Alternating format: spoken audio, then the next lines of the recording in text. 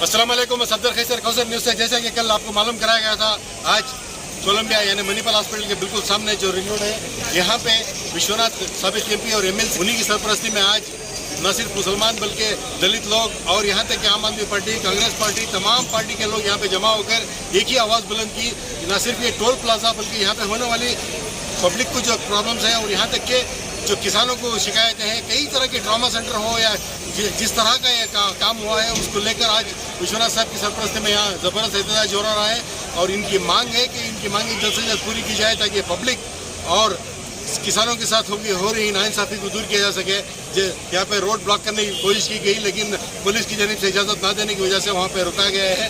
लेकिन यहाँ पे एहतजाज बहुत ज़बरदस्त पैमाने पर हुआ है। कौसर न्यूज़ ने तमाम तफसीलात आपको पेश करनी है। कौसर न्यूज़ की न्यूज़ को सब्सक्राइब करें, शेयर करें और अपने कमेंट देते हुए इस रोड को यानी तेज़ रफ्तारी से हो रहे एक्सीडेंट्स वगैरह को आपके जो ख्याल में हो रहा है इस नए रोड के ताल्लुक से वो कमेंट जरूर दीजिएगा। साबिक एमपी विश्वनाथ साहब यहाँ पे आए, एमएलसी, इस रोड को अवाम के लिए बहुत ही बुरी सहूलियत के लेकर आगे एहतजाज हो रहा है और कई तरह की बातें विश्वनाथ सर ने कही है। अभी इस रोड के मुखालिफ में आप क्या कहेंगे सर? ये जो मैसूर बेंगलुरु हाईवे रोड है जिसे 10 रोडों में मुंतकिल किया गया है, इसके ताल्लुक से जो टोल लिया जा रहा है वो बहुत ही ज्यादा है। हुकूमत के सामने एहतजाज करते हुए हमारे साबिक एमपी और साबिक वजीर साबिक एजुकेशन मिनिस्टर और हाल ही एमएलसी साहब एच विश्वनाथ साहब ने तमाम तंजीमों को, जो कन्नड़ा संघा हो, रैतर संघा हो या आम आदमी पार्टी हो और दूसरे तंजीमात को मदऊ किया है, उन्हें करे देकर फोन के जरिए से बुलाकर आज एहतजाज करने के लिए यहाँ पर कोलंबिया एशिया जो मणिपाल हॉस्पिटल हुआ है जिसमें तब्दील हो गई है, वहाँ पर आज एहतजाज हो रहा है। क्योंकि पब्लिक के लिए, अवाम के लिए एच विश्वनाथ साहब ने सहूलत करने के लिए इन्होंने एहतजाज किया है आज। क्योंकि ये जो टैक्स लिया जा रहा है, जो टोल गेट के ऊपर पैसा लिया जा रहा है, वो हद से ज़्यादा हो गया है। वो ज़िराअत करने वाले किसानों को तकलीफ हो गई है और आने जाने वाले तमाम लारी ओनर्स हो, बस ओनर्स हो, टैक्सी ओनर हो या खुद कार के ओनर हो, इन तमाम लोगों को मुश्किलात का सामना करना पड़ रहा है। इसी के ताल्लुक से एच विश्वनाथ साहब ने हुकूमत के सामने आज एहतजाज किया है ताकि पब्लिक को, अवाम को सहूलत होना चाहिए। इस लिहाज से आज यहाँ तमाम लोग इनके एक फ़ोन कॉल पर तमाम जमा होकर ही एच विश्वनाथ साहब एक ऐसे सेक्युलर लीडर ही, जब कभी भी किसी भी कौम के ऊपर कोई भी आफत आए, कोई भी इल्ज़ाम आए तो उन्होंने आगे बढ़ चढ़कर काम किया है, हिस्सा लिया है, हुकूमत से टक्कर ली है। इतना कहते हुए मैं अपनी बात को ख़त्म करता हूँ। ನಮ್ಮ ಶಬೀರ್ ಸಾಹೇಬ್ರು ಈಗಾಗಲೇ ಯಾವ ಕಾರಣಕ್ಕೋಸ್ಕರ ಇಲ್ಲಿ ಶಾಂತಿಯುತವಾದ ಪ್ರತಿಭಟನೆ ನಡೀತಾ ಇದೆ ಅಂತಕ್ಕಂಥದ್ದನ್ನು ನಮ್ಮ ಮಾಧ್ಯಮದವರಿಗೆ ವಿವರಿಸಿ ಹೇಳಿದ್ದಾರೆ. ಹಾಗಾಗಿ ನಮಗೆ ಸಮಾಜದ ಎಲ್ಲ ಸ್ತರಗಳು, ಎಲ್ಲ ರಾಜಕೀಯ ಪಕ್ಷಗಳು ಕೂಡ, ನಮ್ಮ ಆಮ್ ಆದ್ಮಿ ಇರ್ಬೋದು, JDS ಇರ್ಬೋದು, ಕಾಂಗ್ರೆಸ್, BJP ಎಲ್ಲರೂ ಕೂಡ ಬಂದಿದ್ದಾರೆ. ಅದ್ರ ಜೊತೆಗೆ ಬಹಳ ದೊಡ್ಡ ಸಂಘಟನೆಯಾದಂಥ ರೈತ ಸಂಘಟನೆಯ ನಮ್ಮ ಅಧ್ಯಕ್ಷರು ಕೂಡ, ರಾಜ್ಯಾಧ್ಯಕ್ಷರು ಕೂಡ ಇಲ್ಲಿ ಬಂದಿದ್ದಾರೆ. ವಿದ್ಯಾರ್ಥಿ ಸಂಘಟನೆಗಳು ಮತ್ತು ನಮ್ಮ ಕಾರ್ಮಿಕ ಸಂಘಟನೆಗಳೆಲ್ಲ ಕೂಡ ಇದೆ. ಹಾಗಾಗಿ ಇದು ಒಂದು ಪ್ರಥಮವಾಗಿ ಸಂದೇಶ ಕೊಡ್ತಾ ಇದ್ದೀವಿ. ಮುಂದೆ ನೋಡೋಣ ಹೇಗೆ ಏನಾಗ್ತದೆ ಅಂತಕ್ಕಂಥದ್ದು. ಮತ್ತು ಲಾಯರ್ಸ್ಗಳು ಕೂಡ ಬಂದಿದ್ದಾರೆ. ನಾಳೆ ಇದೇನ ನಾವು ಲೀಗಲ್ ಆಗು ಕೂಡ ಇದನ್ನು ತಗೊಂಡು ಹೋಗಕ್ಕೆ ನಾವು ತಯಾರಿದ್ದೀವಿ.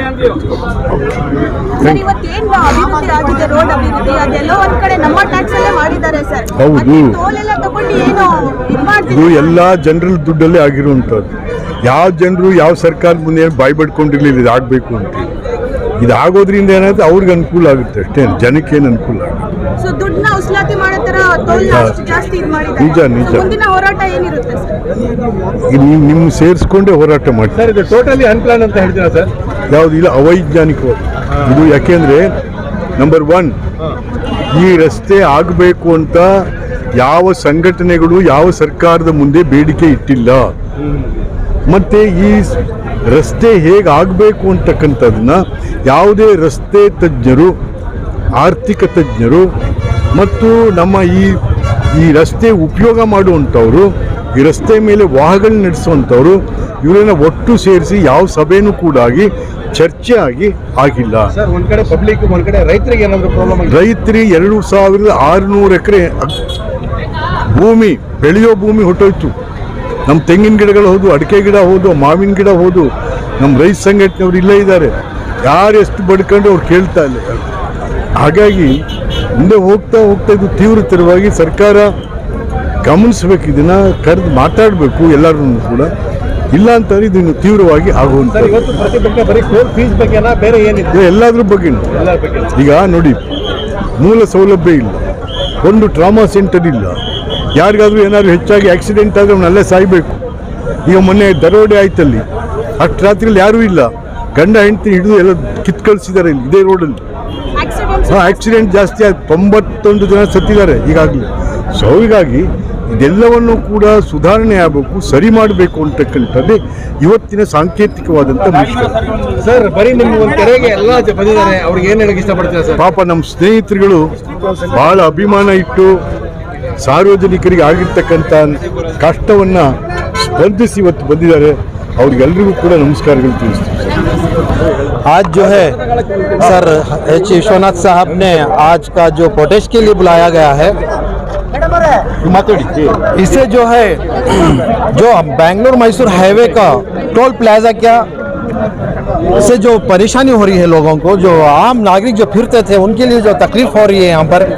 जैसा कि 14 तारीख को सुबह में जो ओपनिंग था, 8 बजे से ओपनिंग था, 8:05 से ही ये लोग इतना फाइन के ताल्लुक से डबल पेमेंट शुरू कर लिए थे, जिसकी वजह से जो है सारे परेशान होकर जो है टोल गेट में जो है इसका विरोध करने लगे। 3-4 दिन होने के बाद भी जो है इसका विरोध चालू है। और आज विश्वनाथ सर के बुलावे पर जो है सब प्रोग्रेसिव लीडर्स, पूरे ऑर्गेनाइजेशंस और रईत संघ के और अलग अलग पॉलिटिकल पार्टीज के लोग भी जमा हुए हैं यहाँ पर, ये विरोध करने के लिए कि जो भी लोग मांग कर रहे हैं, जैसे कि टोल गेट का जो पैसा ज़्यादा है और 1 रुपया 1 किलोमीटर को 1 रुपया लिया जाए, जिससे जो है आसानी हो।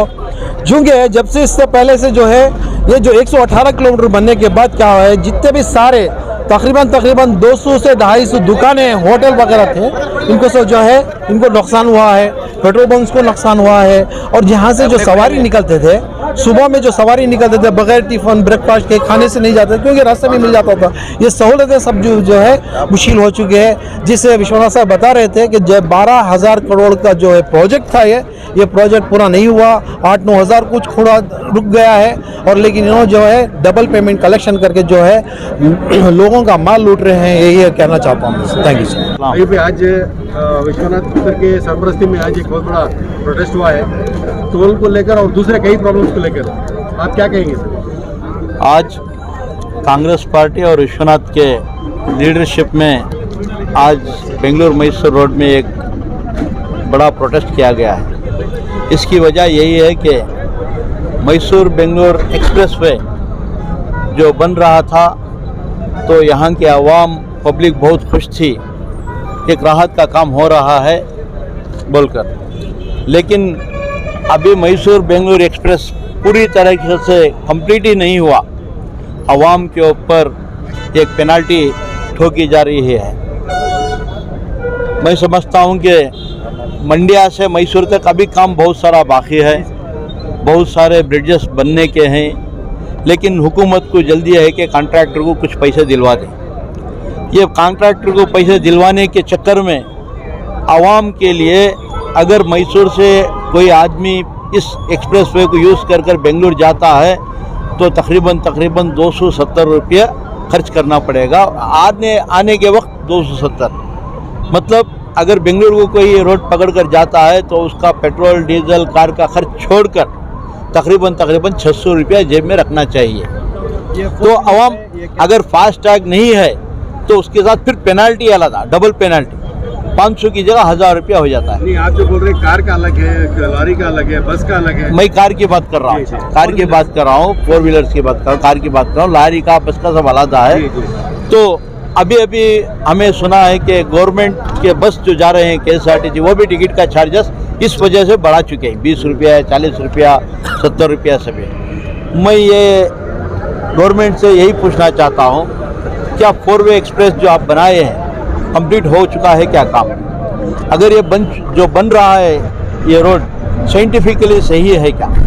जहाँ तक हमने सुना है पिछले 5 साल से इस रोड में जो एक्सीडेंट होकर आदमी जितने मरे थे उससे ज़्यादा सिर्फ 1 महीने में इस रोड में एक्सीडेंट पर मरे हुए हैं। तो इसका मतलब ये होता है कि ये रोड साइंटिफिकली सही नहीं है, कर्व सीधा नहीं बना चुके हैं, बहुत सारी जगह वॉबलिंग्स है, गाड़ी हवा में उड़ने की ये चल रही है। जब 120 की स्पीड में जाती है तो गाड़ी खेल रही है, इस रोड सीधा नहीं है बोलकर इसका मतलब है। तो मैं गवर्नमेंट से यही मुताबिला है मेरा, पहले रास्ता ठीक कीजिए, जो एक्सीडेंट्स हो रहे हैं उस एक्सीडेंट्स को बचाइए, जो ट्रैफिक डिसिप्लिन से वो उस रोड पर पहले लाइए। कौन सी ट्रैक में कितने किलोमीटर जाना, कैसा जाना, कुछ भी नहीं है। आपको जल्दी किस बात की है जो कॉन्ट्रैक्टर को पैसे दिलाने की? ये पिक पैकेट के सिवाय पब्लिक का कुछ दूसरा काम ही नहीं है। तो इस तरीके से मैं आवाम से भी यही अपील करता हूँ, जहाँ इस तरीके से धरना चला हर जगह पर आदमी बाहर आए, आवाम बाहर आए, पूछे हुकूमत को और धरना कीजिए और गवर्नमेंट को इतना मजबूर कीजिए कि ये जो टोल फ्री जो 135 रुपये डाल रहे हैं उसको, मैं ये नहीं कहता कि टोल पैसा नहीं लेना चाहिए बना करें, लेकिन कितना लेना चाहिए ये सवाल है, और रोड कैसा रहना चाहिए ये सवाल है। रोड ठीक नहीं है, पैसा जो खरीद रहे हैं ले रहे हैं वो डबल है, तो ये आवाम के ऊपर एक बोझ बन चुका है रास्ता। जो खुशी के साथ आवाम जप रही थी इस रोड के लिए, आज वही आवाम रो रही है ये रास्ता क्यों बना। तो मैं हुकूमत से यही कहता हूँ कि इमीडिएटली जब तक ये रोड का काम पूरा कंप्लीट नहीं होता तब तक ये फास्ट ट्रैक या जो टोल फीस है ये बंद कीजिए।